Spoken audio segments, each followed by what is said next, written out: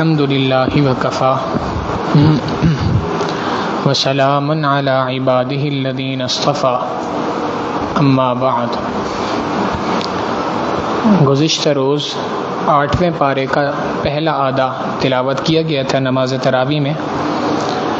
اللہ رب العزت نے 8ویں پارے کے پہلے آدھے کے اندر سورہ انعام کو نازل فرمایا، اور اس سورہ انعام کے حصے کے اندر 4 باتیں ارشاد فرمائیں۔ نمبر 1، نبی علیہ الصلوۃ والسلام کو تسلی دی۔ نمبر 2، مشرکین کی حماقتوں کو ذکر فرمایا۔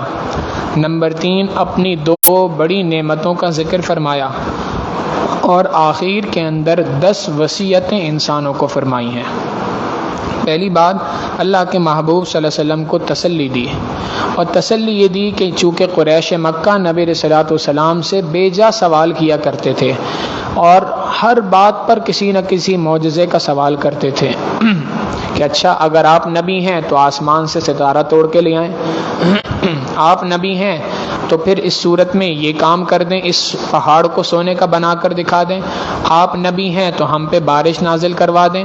اس طرح کے معجزات کے مطالبے اللہ کے محبوب صلی اللہ علیہ وسلم سے کیا کرتے تھے، اور نبی علیہ الصلوۃ والسلام کی زبانی اللہ رب العزت نے ایک مختصر سا جواب تو یہ دیا کہ ہر نبی کے پاس کوئی نہ کوئی معجزہ آیا ہے۔ جیسے موسیٰ علیہ الصلوۃ والسلام کو معجزہ عطا ہوا، عیسیٰ علیہ السلام کی پیدائش خود ایک معجزہ، ایسے ہی نبی علیہ الصلوۃ والسلام کو یہ بات ارشاد فرمائی کہ اے میرے محبوب صلی اللہ علیہ وسلم، آپ کی زندگی ان کے لیے معجزہ ہے خود، کہ جس نے 40 سال تمہارے سامنے گزارے اور زندگی ایسی پاک دامن گزاری کہ تم باوجود شدید مخالفت کے آج تک ان کو جھوٹا نہیں کہہ سکے، تو ایسی زندگی گزارنا خود ایک معجزہ۔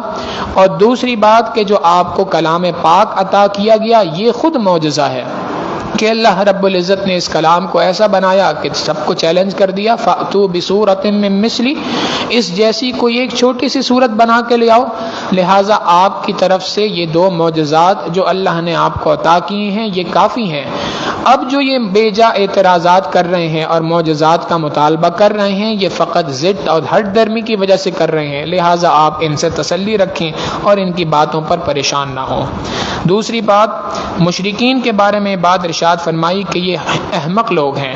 یہ لوگ وہ ہیں کہ جو اپنے ہاتھ سے جانور کو ذبح کرتے ہیں اور اس کے بعد اس جانور کے کچھ حصے بنا دیتے ہیں کہ یہ حصہ فلاں بت کے لیے ہے، یہ حصہ فلاں بت کے لیے ہے، یہ حصہ فلاں بت کے لیے ہے، اور یہ حصہ اللہ کے نام پر ہے۔ جو حصے بتوں کے نام پہ بناتے تھے ان کو کھاتے نہیں تھے، اور جو حصہ اللہ کے نام پہ بناتے تھے اس کو خود کھا لیا کرتے تھے۔ تو اللہ رب العزت نے بات فرمائی کہ ان کے احمق پن کی پہلی دلیل ہے۔ دوسری بات ارشاد فرمائی کہ ان کے احمق ہونے کی دوسری دلیل یہ ہے کہ یہ فقر سے ڈر کر، فاقے سے ڈر کر اپنی بیٹیوں کو زمین میں زندہ درگور کر دیتے ہیں، دفن کر دیتے ہیں۔ کیا یہ بات نہیں جانتے کہ جس پروردگار نے تمہیں روزی پہنچائی ہے وہی پروردگار تمہاری اولاد کو روزی دے گا؟ تیسری بات ارشاد فرمائی کہ اللہ رب العزت نے چوپائے عطا کیے، جانور عطا کیے، یہ 3 قسموں کے ہیں۔ ایک جو ان کے پیشواؤں کے ساتھ مخصوص کر دیا کرتے تھے کہ یہ جانور فلاں بت کے نام پر ہے، یہ فلاں بڑے کے نام پر ہے، اور دوسرے وہ جانور ہوا کرتے تھے جن پہ سواری کیا کرتے تھے، اور تیسرے وہ جانور تھے جس کو اللہ کے علاوہ کسی اور کے نام پہ ذبح کیا کرتے تھے۔ اور یہ 3 قسم کے جانور تم بناتے ہو، تم ان کو 3 قسموں میں تقسیم کرتے ہو، حالانکہ جس ذات نے ان جانوروں کو پیدا کیا ان کا کیا اس میں کوئی حصہ نہیں تھا؟ ان کے بارے میں تم نے کوئی حصہ نہیں بنایا۔ اور چوتھی ان کی احمقانہ بات اللہ نے ذکر کی کہ یہ چوپایوں کے جو بچے ہوتے ہیں، جانوروں کے جو بچے ہیں، ان بچوں کو اپنی عورتوں پر حرام سمجھتے تھے۔ یعنی اگر اس جانور کے بچے کو ذبح کر دیا جائے تو اس کا گوشت عورت نہیں کھا سکتی، مرد کھا سکتا ہے۔ تو یہ کون سا قانون ہے؟ کہاں سے تم یہ قانون لے کے آئے ہو؟ تو ان کی 4 احمقانہ باتوں کو یہاں پہ ذکر فرمایا۔ پھر تیسری بات، اللہ رب العزت نے اپنی 2 نعمتوں کا یہاں پہ ذکر فرمایا، اور یہ بات ارشاد فرمائی کہ اللہ رب العزت نے تمہیں کھیتیاں عطا فرمائی۔ ایک بنجر زمین جو بالکل بنجر تھی، جس کے اوپر کوئی سبزی کا، کسی گھاس کا کوئی نام و نشان نہ تھا، تم نے ہل چلایا، اس میں بیج رکھا، پھر اس کو برابر کیا، پھر اس کے بعد پانی ڈالا، یہاں تک تو تمہارا اختیار تھا۔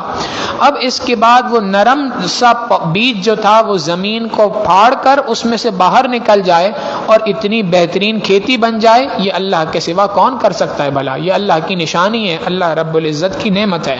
اور دوسرا یہ جانور اللہ نے تمہیں عطا فرمائے کہ باوجود اس کے کہ تم اللہ رب العزت کے نام کے سوا سب کے ناموں پہ جانور رکھ رہے ہو، مگر اس کے باوجود اللہ نے نہ صرف یہ کہ تمہیں یہ جانور عطا فرمائے بلکہ ان جانوروں کو تمہارے لیے مسخر کر دیا کہ تم جس جانور پہ چاہو اس کے اوپر سواری کر سکتے ہو۔ اگر غور تو کرے انسان کہ اگر ایک اونٹ یا ایک گائے یا ایک بیل اگر بپر جائے تو کئی 100 انسان مل کے اس کو سنبھال نہیں سکتے۔ یہ اللہ رب العزت ہی کی ذات ہے جس نے ان جانوروں کو تمہارے لیے مسخر کر دیا اور تم سکون کے ساتھ اطمینان کے ساتھ ان کے اوپر سواریاں کرتے ہو۔ پھر اس سورت کے آخر میں اللہ رب العزت نے 10 وصیتیں ایمان والوں کو فرمائی۔ پہلی وصیت فرمایا کہ اللہ کے ساتھ کسی کو شریک نہ کرو۔ دوسری بات ارشاد فرمائی والدین کے ساتھ حسن سلوک کرو۔ تیسری بات ارشاد فرمائی کہ رزق کے ڈر کی وجہ سے اولاد کو قتل نہ کرو۔ چوتھی بات فرمائی کہ گناہوں سے بچو، برائیوں سے اجتناب کرو۔ پانچویں بات فرمائی ناحق قتل کرنے سے بچو۔ چھٹی بات فرمائی یتیموں کا مال نہ کھایا کرو۔ ساتویں بات ارشاد فرمائی ناپ تول میں کمی نہ کیا کرو بلکہ پورا پورا تول کر دیا کرو۔ آٹھویں بات ارشاد فرمائی کہ بات کرتے وقت، کسی سے گفتگو کرتے وقت انصاف کا دامن ہاتھ سے نہ چھوڑنا، حق کو دیکھنا، انصاف کو دیکھ کر اس کے مطابق کسی سے گفتگو کرنا۔ نویں بات ارشاد فرمائی کہ تم نے اللہ سے وعدہ کیا ہے کہ اے اللہ ہم آپ کے دین کے اوپر عمل درآمد ہوں گے، آپ کی حکموں کی فرما برداری کریں گے، اللہ سے کیے ہوئے اس وعدے کو پورا کرو۔ اور 10ویں بات ارشاد فرمائی کہ چونکہ تم نے اللہ سے دعا مانگی تھی اہدنا الصراط المستقیم، اے اللہ سیدھا راستہ دکھلا دیجئے، اللہ نے اپنے اس کلام میں سیدھے راستے کی خوب وضاحت کر دی ہے، لہٰذا اب تمہاری ذمہ داری بنتی ہے کہ تم سیدھے راستے پہ چلنا شروع کر دو۔ پھر دوسرا حصہ اسی 8ویں پارے کا وہ سورہ اعراف ہے۔ سورہ اعراف کے اس حصے میں یعنی آدھا پارہ جو 8ویں پارے کا ہے، جہاں سے آج تراویح میں قرآن کریم کی تلاوت شروع کی گئی، اللہ رب العزت نے 5 باتیں ارشاد فرمائیں۔ سب سے پہلی بات اللہ رب العزت نے اپنی 5 نعمتیں گنوائیں۔ نمبر 1، اللہ کی نعمتوں میں سے ایک نعمت ہے کہ اللہ نے تمہیں اپنا کلام قرآن کریم عطا فرمایا۔ دوسری نعمت اللہ رب العزت نے تمہارے لیے زمین کو ٹھہرنے کی جگہ بنایا جہاں پہ تم سکون و اطمینان سے ٹھہر سکتے ہو۔ تیسری بات اللہ رب العزت کی نعمتوں میں سے ایک نعمت کی ہے کہ اللہ نے تمہیں انسان بنایا، اگر اللہ چاہتے تو جانور بھی بنا سکتے تھے۔ اور چوتھی بات ارشاد فرمائی کہ اللہ رب العزت کی نعمت ہے کہ اللہ رب العزت نے فرشتوں کو تمہارے لیے سجدہ کروایا، فرشتوں کو مسجود بنا دیا، انہوں نے تمہارے اوپر سجدہ کیا۔ یہ جو تمہیں فضیلت حاصل ہے، یہ فضیلت فقط اللہ رب العزت کی حکموں کی فرما برداری کرنے کے اوپر ہے۔ اگر تم اللہ کے حکموں کی فرما برداری نہیں کرو گے تو یہ فضیلت تو بہت دور کی بات۔ اللہ رب العزت فرماتے ہیں اولئک کالانعام بل ہم اضل، یہ ایسے لوگ جو اللہ کی فرما برداری نہیں کرتے، بجائے اس کے کہ فرشتے ان کو سجدہ کریں، یہ تو جانور ہیں، بلکہ فرمایا جانوروں سے بھی بدتر قسم کے لوگ ہیں۔ پھر دوسری بات اسی صورت کے اندر اللہ رب العزت نے 4 ندائیں فرمائی، 4 مرتبہ انسان کو پکارا یا بنی آدم کہہ کے، اے آدم علیہ السلام کی اولاد، اے بنی آدم، 4 مرتبہ بنی آدم کا لفظ ذکر فرمایا، اور اس کے اندر 3 مرتبہ ایک ہی بات کو ارشاد فرمایا، اور وہ یہ کہ اے بنی آدم، اے آدم علیہ السلام کی اولاد، تمہارے لیے اللہ رب العزت نے نعمت عطا فرمائی کہ اللہ نے تمہیں تن ڈھانپنے کے لیے لباس عطا فرمایا، لہٰذا لباس کو پہنو لیکن چند شرائط کے ساتھ۔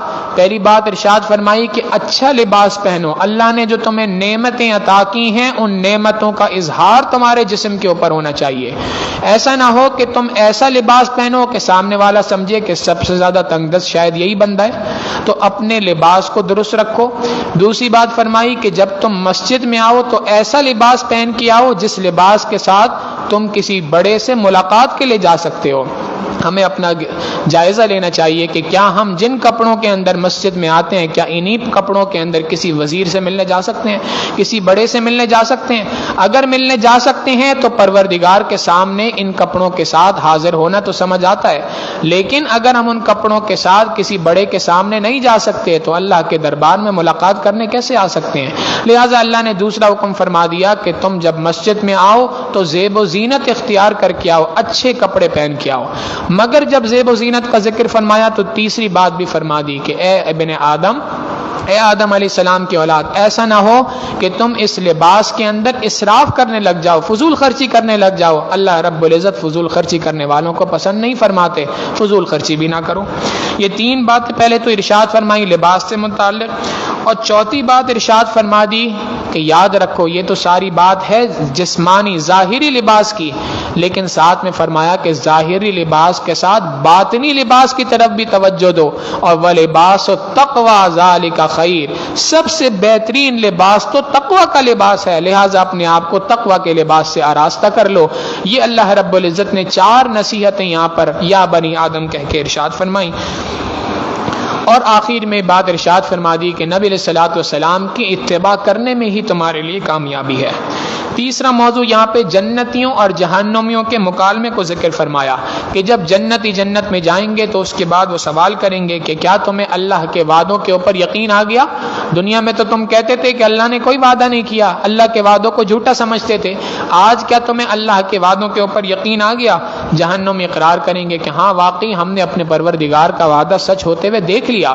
پھر اس کے بعد وہ جنتیوں سے کہیں گے کہ اچھا ہمیں پینے کے لیے کچھ پانی مہیا کر دو، تو جنتی ان سے کہیں گے ان اللہ حرمہما علی الکافرین، اللہ نے اس نعمت کو کفار پر آج کے دن حرام کر دیا ہے، تمہیں ایک بوند پانی کی نہیں مل سکتی۔ چوتھی بات اللہ رب العزت نے اپنی قدرت کی نشانیوں کو یہاں پہ ذکر فرمایا کہ اللہ رب العزت کو اگر ڈھونڈنا چاہتے ہو، جاننا چاہتے ہو کہ یہ آسمان و زمین کا بنانے والا پروردگار ہے یا نہیں، تو لہٰذا ذرا اس بلند و بالا آسمان کی طرف دیکھو، کیا یہ بغیر کسی بنانے والے کے بن سکتا ہے؟ اس وسیع و عریض قسم کی زمین کو دیکھو، کیا یہ بغیر کسی بنانے والے کے بن سکتی ہے؟ رات اور دن کا نظام دیکھو، کیا یہ کسی بنانے والے کے بغیر بن سکتا ہے یہ نظام؟ اور جو مستقل یہ نظام چل رہا ہے تو اس نظام کے چلنے کا مطلب ہے اس کے پیچھے کوئی چلانے والا موجود ہے۔ اسی طریقے سے چمکتا سورج دیکھ لو، چمکتے چاند اور ستارے دیکھ لو، اپنے اپنے وقت پر آتے ہیں، اپنے اپنے وقت پر غائب ہو جاتے ہیں، غروب ہو جاتا ہے ان کا، یہ سب کے سب اللہ رب العزت کی قدرت ہی کی تو نشانیاں ہیں۔ ہوائیں جو اپنے وقت پر چلتی ہیں، بادل آتے ہیں، بادلوں کا ایک پورا نظام ہے جس کے ذریعے سے بارشیں برستی ہیں، پھر اس بارش سے زمین سے نباتات نکلتی ہیں، یہ سب کے سب سسٹم، یہ سب کا سب نظام چلانے والی یقیناً کوئی نہ کوئی ہستی ہے۔ جب تم ان تمام چیزوں پہ غور کرو گے تو تمہیں ہر چیز کے اندر اللہ رب العزت کی ذات نظر آئے گی۔ اور پھر اس کے بعد آخر اس پارے کے آخر کے اندر 8ویں پارے کے آخر میں 5 قوموں کا قصے بیان فرمایا اور تفصیل کے ساتھ ذکر فرمائے۔ نوح علیہ السلام کی قوم کا ذکر کیا کہ انہوں نے اللہ کی نافرمانی کی، اللہ نے اس قوم کو سمندر میں غرق کر دیا۔ قوم عاد کا ذکر فرمایا کہ انہوں نے اللہ کی نافرمانی کی، اللہ رب العزت نے ان کو بھی اسی طریقے سے سزائیں عطا فرمائیں۔ قوم سمود کا ذکر فرمایا کہ انہوں نے اللہ کی نافرمانی کی، اللہ کا حکم تھا کہ اللہ کی جانب سے بھیجی گئی اونٹنی کو پالنا ہے، اس کا خیال رکھنا ہے، انہوں نے بجائے خیال رکھنے کے اس کو کاٹ دیا، اس کو زخمی کر دیا، اللہ کی جانب سے عذاب نازل ہوا۔ پھر قوم لوط کا ذکر فرمایا کہ لوط علیہ السلام کی قوم تھی جو ہم جنس پرستی کے مرض میں مبتلا ہو گئی تھی، اللہ رب العزت نے اس قوم کو بھی اسی طریقے سے تباہ کر دیا۔ اور آخر میں قوم شعیب کا ذکر فرمایا کہ یہ سب سے آخر میں قوم شعیب کا ذکر فرمایا جو 8ویں پارے کی اختتام سے شروع ہوتا ہے، اور 9ویں پارے کے شروع میں بھی اللہ رب العزت تفصیل سے ذکر فرماتے ہیں۔ اور حیران کن بات یہ ہے کہ پچھلی ہر قوم کے بارے میں اللہ نے ذکر کیا کہ انہوں نے نافرمانی کی، اللہ نے ان پر ایک ایک عذاب بھیج دیا۔ جب قوم شعیب کی بات آئی تو اللہ رب العزت نے پہلی بات تو ان کا تفصیل کے ساتھ ذکر کیا، دوسری بات اللہ رب العزت فرماتے ہیں کہ ان پر اللہ نے 1 نہیں 2 نہیں 3 عذاب بھیجے۔ انسان حیران ہوتا ہے کہ کون سا بڑا جرم تھا ان کا کہ جب عام قوموں کے اوپر 1 عذاب ہے، اس قوم پہ 3 عذاب ہیں۔ عام قوموں نے اللہ کے حکموں کی نافرمانی کی، اللہ کو نہیں مانا یا اللہ کے رسول کو نہیں مانا، تو یہ عذاب نازل ہوا۔ قوم شعیب اللہ کو ماننے والے لوگ تھے، مگر اللہ کو ماننے کے باوجود جرم ان کا یہ تھا کہ یہ ناپ تول میں کمی کیا کرتے تھے۔ وہ جرم ہے کہ جس جرم سے نہ صرف کراچی بلکہ پورے پاکستان کے بازار بھرے پڑے ہیں۔ اللہ رب العزت فرماتے ہیں کہ یہ ناپ تول میں کمی کیا کرتے تھے، اللہ نے اس ناپ تول میں کمی کرنے کی وجہ سے ان کے اوپر 1 نہیں 2 نہیں 3 عذاب نازل فرمائے۔ اور اس کے بعد اللہ رب العزت نے اپنے محبوب صلی اللہ علیہ وسلم کو تسلی دی کہ یہ ساری قوموں نے اپنے رسولوں کی نافرمانی کی، تو اگر آپ کی قوم آپ کی نافرمانی کر رہی ہے تو آپ تسلی رکھیں اور اللہ رب العزت کی ذات پہ بھروسہ رکھیں۔ اللہ رب العزت کے ہاں اصول ہے کہ رات کا اندھیرا جتنا تیز ہوتا جاتا ہے، جتنا زیادہ ہوتا جاتا ہے، وہ صبح کی روشنی کی نوید دے رہا ہوتا ہے۔ لہٰذا اگر کفار کے مظالم بڑھتے جا رہے ہیں تو آپ سمجھ لیجئے آپ کے لیے اللہ کی مدد بہت قریب ہے۔ الا ان نصر اللہ قریب، یاد رکھو اللہ کی مدد تمہارے بہت قریب ہے۔ 90 پارے کے شروع میں اللہ رب العزت نے یہی قوم شعیب کا ذکر فرمایا اور اس کے بعد حضرت موسیٰ علیہ السلام کا تفصیلی قصہ ذکر فرمایا کہ کیسے موسیٰ علیہ السلام نے فرعون کو دعوت دی، فرعون نے اس دعوت کے اوپر انکار کیا اور پھر اللہ رب العزت نے فرعون کو اور اس کے پورے لشکر کو سمندر میں غرق کر دیا، موسیٰ علیہ السلام کو اور ان کے ماننے والوں کو وہاں سے بچا لیا اور مصر سے اللہ رب العزت نے نکال کر ان کو فلسطین کے علاقے میں پہنچا دیا۔ وہاں پر اللہ رب العزت نے ان کے لیے پانی کا انتظام فرمایا، 12 چشمے جاری فرمائے، 12 قومیں تھیں، یہ 12 قبیلے تھے، وہ 12 قبیلے مختلف 12 چشموں سے پانی کو پیا کرتے تھے۔ اللہ نے ان نعمتوں کو یہاں پہ ذکر فرمایا۔ دوسرا واقعہ یہاں پہ اللہ رب العزت نے اسی کے اندر حضرت موسیٰ علیہ السلام کے قصے میں اللہ رب العزت نے بلم باعور کا تذکرہ فرمایا کہ یہ وہ وقت تھا کہ جب حضرت موسیٰ علیہ السلام کو حکم ہوا کہ آپ اپنی قوم کو لے کر جہاد کے لیے نکلیں۔ قوم جبارین ایک بڑی جنگجو قوم تھی، ان سے جا کے جہاد کریں۔ تو جب موسیٰ علیہ السلام نے اپنی قوم کو لے کر جانے کا ارادہ کیا تو یہ شخص بلم باعور، اس نے 400 سال تک اللہ کی عبادت کی تھی، ایسی عبادت کی کہ مستجاب الدعوات تھا۔ جس کسی شخص کے لیے جو کوئی دعا کرتا تھا اللہ رب العزت اس کی دعا کو فی الفور قبول فرمایا کرتے تھے، مگر جب وقت نبی نے جہاد کا حکم دیا تو اس نے انکار کر دیا اور اس کے بعد اپنی قوم سے کہنے لگا کہ موسیٰ تو تمہیں مروانے کے لیے لے کے جا رہے ہیں، ان سے لڑنا تو خودکشی کے مترادف ہے، آؤ ہم بیٹھ کر موسیٰ علیہ السلام کے خلاف اللہ سے بد دعا کریں۔ اس نے موسیٰ علیہ السلام کے خلاف موسیٰ علیہ السلام کے لیے بد دعا کرنے کے لیے ہاتھ اٹھائے۔ اللہ رب العزت نے نہ صرف یہ کہ اس کو اپنے دربار سے راندہ درگاہ کر دیا بلکہ قرآن کریم میں رہتی دنیا تک کے لیے بات فرما دی، فَمَثَلُهُ كَمَثَلِ الْكَلْبِ، اس کی مثال تو کتے کسی میں ہے۔ اللہ رب العزت کے ہاں کسی شخص کی عبادت کے اوپر کوئی شخص گھمنڈ نہیں کر سکتا۔ 400 سال عبادت کر کے اللہ رب العزت اپنے دربار سے اس طریقے سے راندہ درگاہ کر سکتے ہیں۔ انسان کے لیے سبق ہے اس واقعے میں، اپنی عبادت کے اوپر فریفتہ نہ ہو، اپنی عبادت کے اوپر اکڑنا شروع نہ کر دے، بلکہ عبادت کرنے کے بعد بھی اللہ کے دربار میں یہی بات کہے کہ اے اللہ جو عبادت کرنے کا حق تھا وہ حق میں ہرگز ادا نہیں کر سکتا، بس آپ اس کو قبول فرما لیجئے۔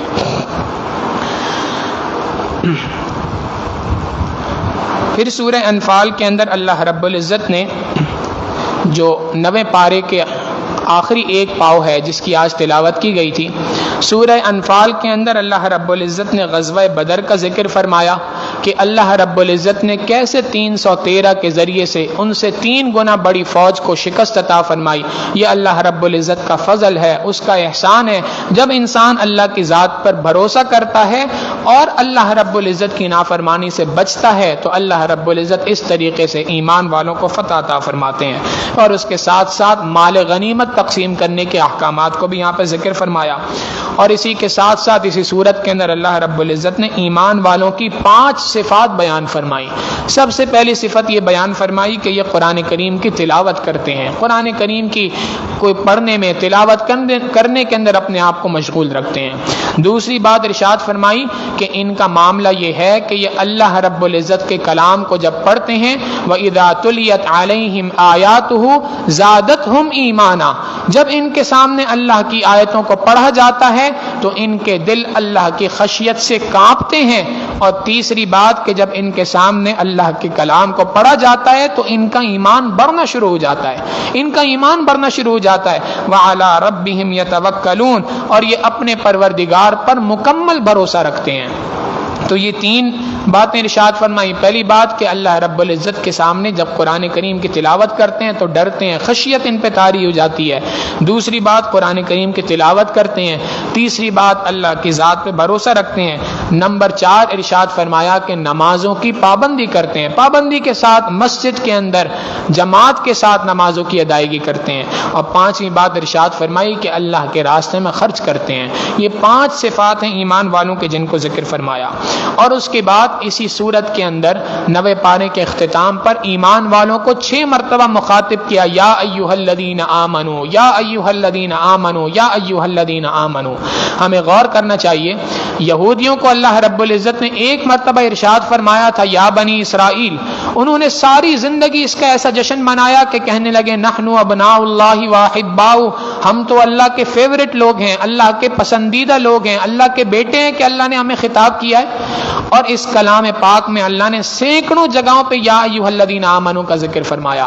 مفسرین نے لکھا کہ جب کبھی بھی لفظ یا ایھا الذین آمنو آئے، ایمان والے کو چاہیے کہ اس کی آنکھیں جو ہے وہ اس آیت کے اوپر ٹک جائیں، اس کے کان اس کی طرف لگ جائیں اور اس کا جسم تھر تھرانا شروع ہو جائے کہ میرا پروردگار مجھ سے مخاطب ہے. پتہ نہیں کیا بات ارشاد فرما رہے ہیں اللہ رب العزت، میں سمجھوں اس بات کو.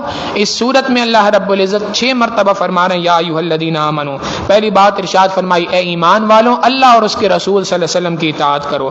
دوسری بات فرمائی جب اللہ اور اس کے رسول صلی اللہ علیہ وسلم کسی کام کا حکم دیں، کسی چیز کے لیے بلائیں تو فور سارے کاموں کو چھوڑ کے اس کی طرف متوجہ ہو جاؤ. مثال کے طور پہ اللہ کی جانب بلایا جاتا ہے نماز کے لیے، تو اب جیسے ہی اذان ہو جائے اپنے سارے کاموں کو چھوڑ دو، سارے کاموں کو چھوڑ کر مسجد کی طرف دوڑ لگاؤ. یہ تمہارا سارے کاموں کو چھوڑ کر مسجد کی طرف آنا یہ اس بات کی دلیل ہے کہ تمہیں سب سے زیادہ اللہ سے محبت ہے. اگر تم سارے کاموں کو نپٹانے کے بعد مسجد کی طرف آؤ گے تو اس کا معنی یہ کام زیادہ اہم تھے، وہ بھی نپٹا لیے، اس کے بعد یہ کام بھی تھا، چلو اس کو بھی بھگتا لیا. اگر تم اللہ اور اس کے رسول صلی اللہ علیہ وسلم کے بات کے اوپر فی الفور جواب دو گے سارے کاموں کو چھوڑ کے، یہی وہ چیز ہے جس کا اللہ ہم سے مطالبہ کر رہے ہیں. تیسری بات ارشاد فرمائی اے ایمان والوں، اللہ اور اس کے رسول صلی اللہ علیہ وسلم سے خیانت نہ کرو. اللہ اور اس کے رسول صلی اللہ علیہ وسلم نے کوئی حکم دے دیا تو اب اس میں ڈنڈی مارنے کی کوشش نہ کرو بلکہ اس کو پورا کرو.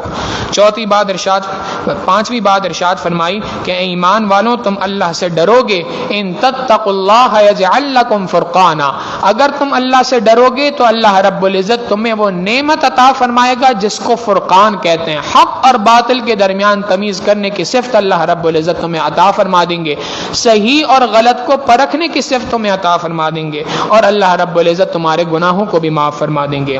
چھٹی بات ارشاد فرمائی کہ اے ایمان والوں جب تمہارا دشمن سے مقابلہ ہو تو دشمن سے مقابلہ کرتے ہوئے ثابت قدم رہو، اور ثابت قدم رہتے ہوئے اللہ کو یاد کرتے رہو. اللہ کو یاد کرنے کے ساتھ ساتھ دشمن کے مقابلے میں ثابت قدم رہو گے تو اللہ رب العزت تمہیں فتح عطا فرمائیں گے. مفسرین نے لکھا کہ اصل میں تو یہ آیت تو ہے جہاد سے متعلق. جب انسان اللہ کے راستے میں لڑ رہا ہے اور اس وقت پر اگر کوئی وقت ایسا آ جائے کہ دشمن سامنے آ چکا ہے، اب دشمن کے مقابلے میں ثابت قدم بھی رہو اور اللہ سے مدد بھی طلب کرتے رہو، اللہ کو یاد کرتے رہو، اللہ فتح عطا فرما دیں گے.